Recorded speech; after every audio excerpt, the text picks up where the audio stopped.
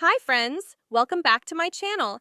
In today's video, I'm sharing something that I didn't think we could make with an explosion box.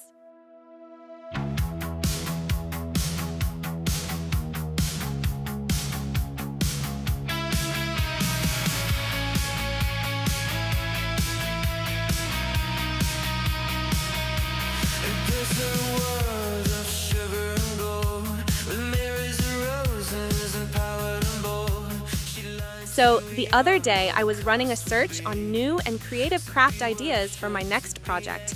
I was searching for something quick and easy, but it also had to be something that was going to be worth my while. So, after skimming through several video tutorials, I landed on one where a crafter made an explosion box, but it wasn't just any run-of-the-mill explosion box. It was a beautiful and functional piece that stood out from the rest. Basically, what she did was that instead of trimming alongside the 4 flips to make the sides of the explosion box, she only trimmed 3. This left 2 adjacent flips connected, and these became the backdrop of a beautiful, decorative centerpiece that she built. Unfortunately, I didn't save the video tutorial, nor do I remember the channel name, but I will do my best to try to explain what I did to come up with this beautiful desk accessory. Before we get to the build, I want to point out that this is the second installment to my shabby chic Marie Antoinette theme craft projects, and I'll be holding a giveaway for my makes, along with the 8x8 paper collection in our Facebook group. I'll leave the link to our Facebook group in the area down below, so that you can join for some fun project ideas.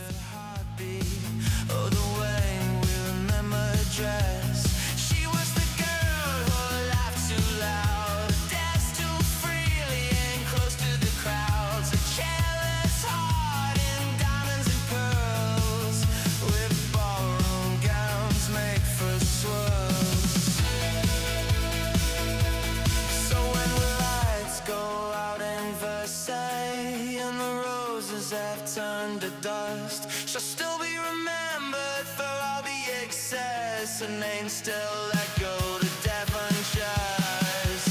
Marie Antoinette, forever young, frozen in time. The damage done. Time to climb, feeling smile.